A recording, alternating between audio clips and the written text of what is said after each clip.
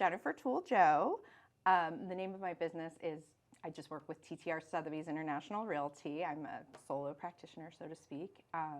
And I am a real estate agent. I service Northern Virginia and Washington, D.C., so I help people, have that dream of home ownership. Beautiful. Can you tell me your story and get into like how you got your foot into the industry with real estate? All the good stuff. Give me the story. How far back should I go? Well, so I was an attorney for 15 years. That was my first main career. And it was a wonderful career, but I didn't feel passionate about it, to be quite honest. And I did love my colleagues. But it kind of got to the point where it was time to switch things up, and I had a brief stint as a fitness studio owner, which really taught me how to be an entrepreneur. Didn't love that either. I was kind of on this search. And that's when I started in real estate, and having that brief experience as an entrepreneur and that long history as an attorney really set me off to hit the ground running. And it's been a fantastic career ever since, because I have finally found my passion. Yay. And I love what I do.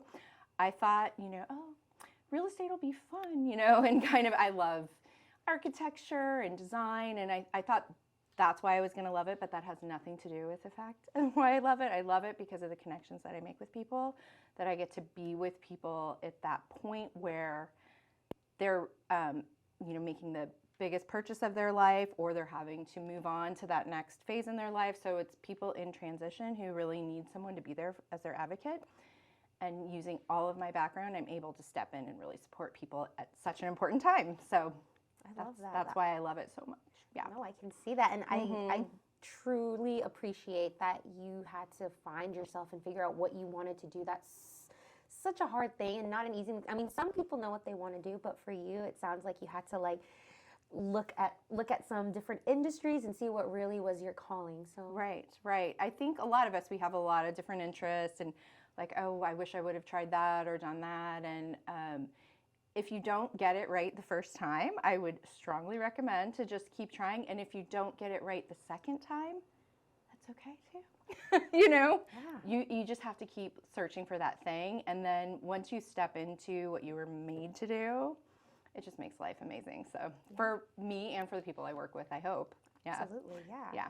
And then can you tell me current struggles that are going on in the industry for real estate and how you're working to overcome those things? Yeah, so I don't know if you've heard, but there have been some changes, which could be big disruptions, but maybe not. Yeah, talk to me about that for our listeners who aren't maybe aware. I'm not at the moment. Sure. So, this is all going to play out, so I can't really speak to how it's going to play out later, but there have been some lawsuits, kind of national, just kind of looking at how real estate is conducted in general and how commissions are paid and that sort of thing. And there's a long history with how commissions evolved to be the way they are.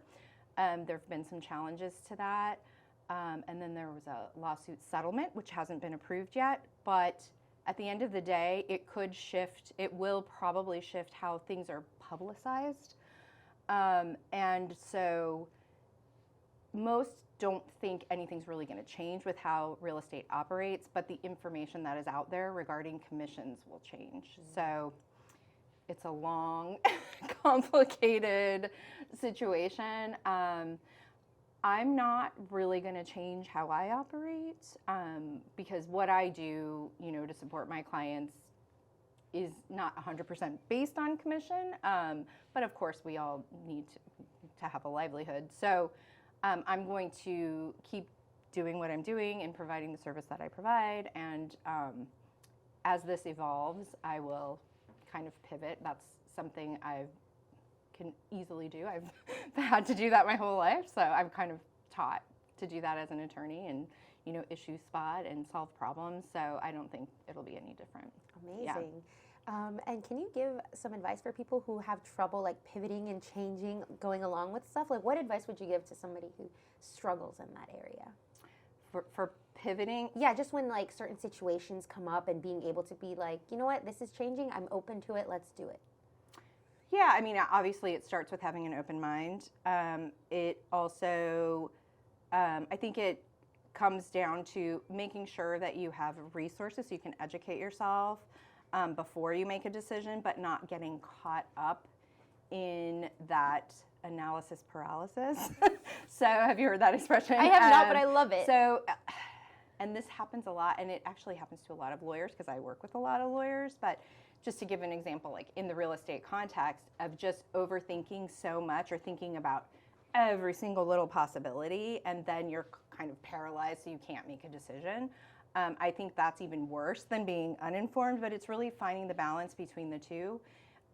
When things are changing, you do want to make sure that you're educated about what's going on so you make an informed choice, but don't get stuck in that loop. Now that we have Google and we have all these ways to get information, sometimes people get stuck. So it obviously depends on the context, as far as like how to pivot, that sort of thing. But worst case scenario, always like try to surround yourself with experts, like whatever you're trying to do, and like a group of trusted advisors, so that when it's an area that you're not expert in, you have somebody to rely on. Yeah. That's a great tip. Thank you. And then right now for yourself, what are you doing to market yourself and the services that you do as far as online or newspapers? What are you doing to get the word out there about what you do? Primarily I work through referral. So most of the time the business that I get is from past satisfied clients. I also have a huge network of other real estate agents across the country that we've all made an effort to get to know each other better so we can refer our clients to the top agents in those areas. I'm actually trying something a little different coming up here in a couple months. I haven't done a lot of print marketing for myself.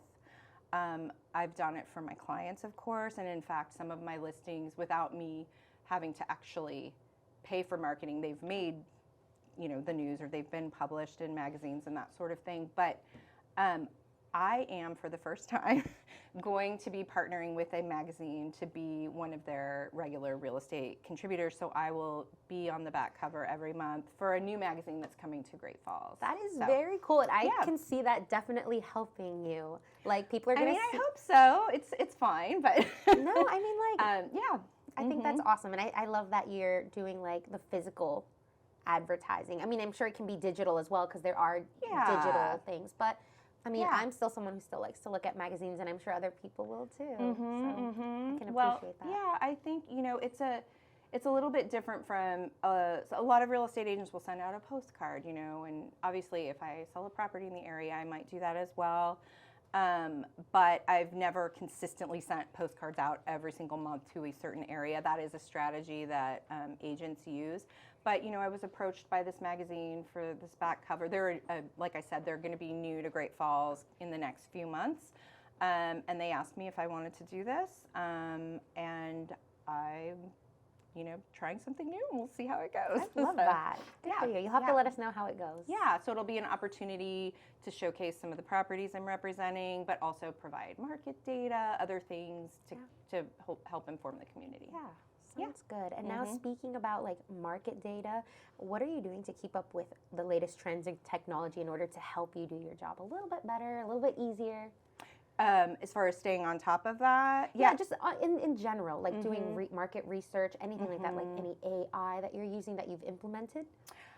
I don't rely on AI so much, but there are a number of resources that I turn to inform myself on what's going on in the market.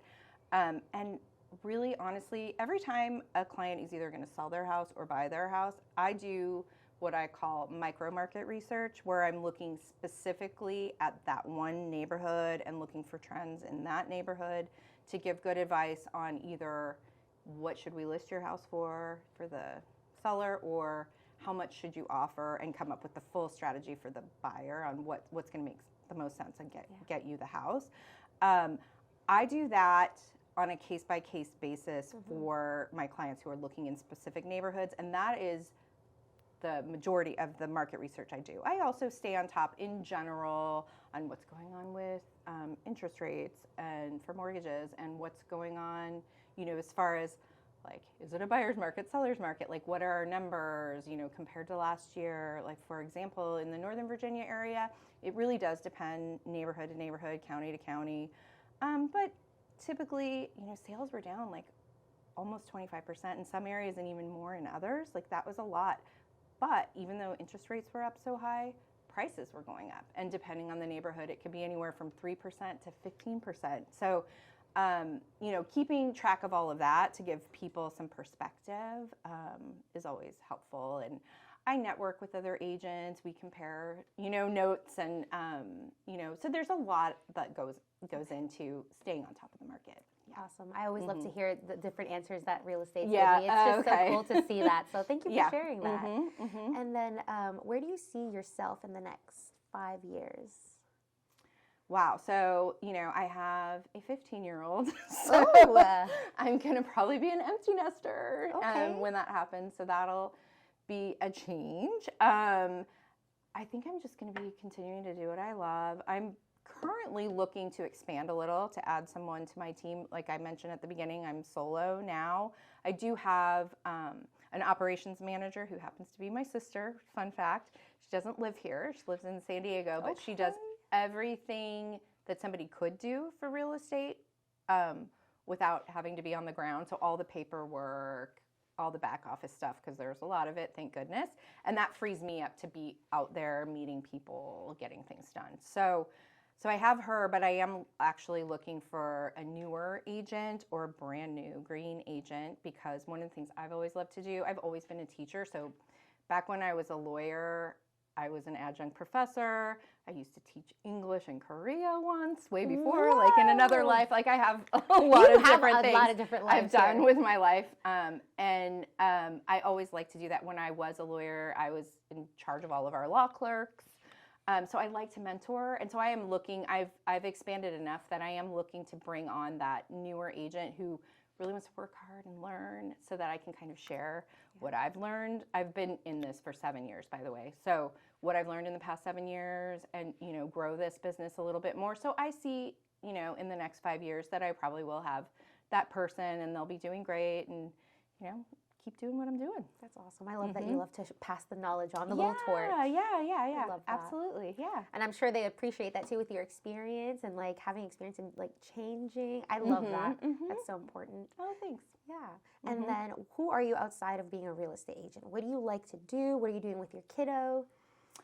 Well, let's see. It does take a lot of my time, but you know what's so interesting? So back when I was a lawyer, I used to always feel that my work and my life were in competition with each other.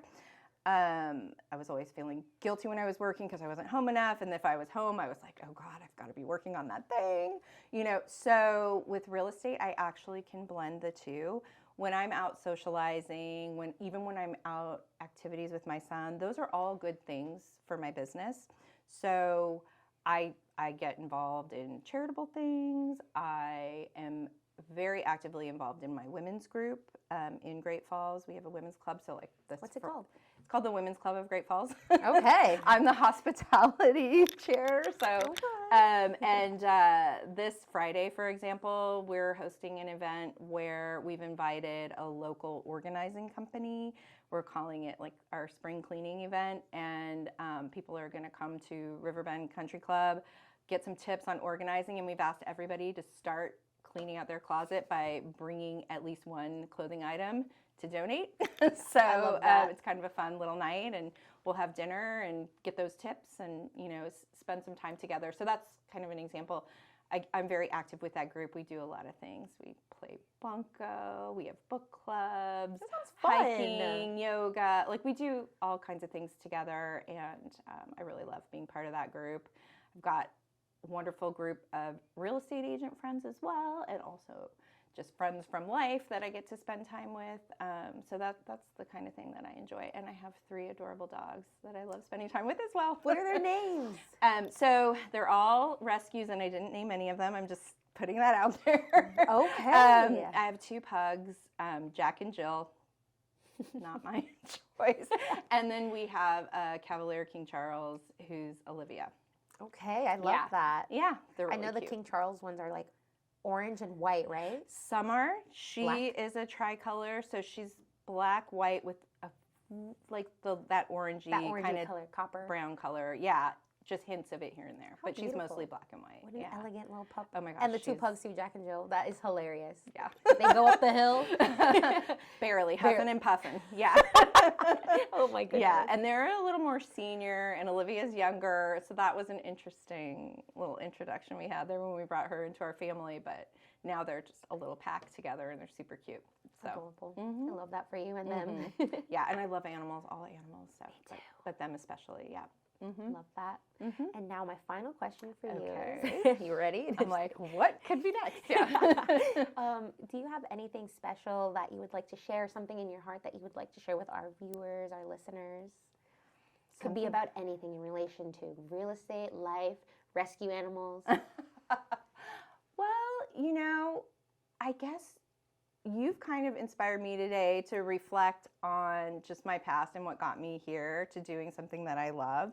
And so I guess if any of your listeners or viewers are in that place, you know, where they're kind of in that in-between place where they're kind of struggling, obviously, if they ever want to talk, I'm happy to chat about my story a little bit more. But I would also just send some words of encouragement to them that you might think, you know, you've made some choices in life, career-wise or whatever it is.